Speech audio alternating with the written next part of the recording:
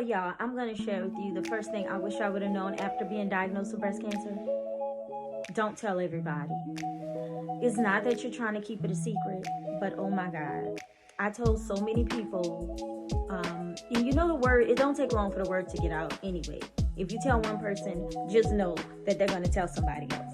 Okay, and you know, sometimes we have family members, they don't know how to process it, so they tell somebody and they tell somebody, and then you start getting all these phone calls and text messages, and you're already bombarded with some news that you're not used to, that's devastating.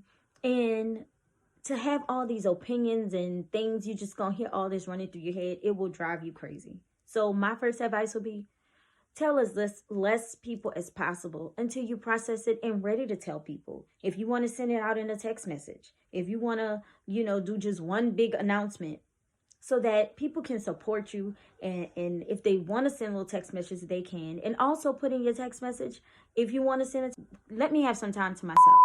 Okay, however you want to put it, but just make sure you be very clear in your message. I wish I would have did that. As soon as I told people, I was getting text messages and calls, and that was too much for me because I needed the time to process it myself.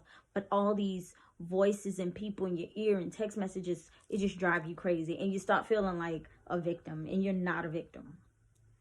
Another thing not to do, y'all, is do not Google. Do not Google anything. Do not Google it. Do not look it up. Do not look up your diagnosis. Do not ask people. Don't even ask somebody. I've been a part of the journey. Do not ask them about their cancer diagnosis. Everything is different. It'd be different kinds of cancer. Even though it might say breast cancer, it might be in a different spot. It might be, I've heard several people that had breast cancer. It was totally different from my journey. Don't Google it, and don't ask people for advice. Oh my God, don't do it. Do not Google it, because Google will drive you crazy. Google University will drive you crazy because you'll think you're dying. Do not do it. It drove me crazy. My God, it was too much to process. It was too much information. It does not pertain to you. Everybody's journey is different. Do not do it. Talk to your doctor. Another don't. Do not isolate. Oh my God. I know that this is COVID time, and some people get sick and all that. Protect yourself. By all means, protect yourself. But do not stop doing what you like to do. Do not isolate yourself. Do not do it. If you like to go to church, wear your mask, bring your sanitizer, bring things to protect yourself, but do not isolate. Do not stay in the house feeling sorry for yourself. Do not, because let me tell you, that's not good at all. And you want to stay active, you want to get fresh air, you want to walk, you want to stay exercising. Do not isolate. That is like the worst thing that you can do, because for 2 weeks I stayed in the bed. That was the worst time of my life. That was the beginning when I found out, and it wasn't good for me. It was not good at all.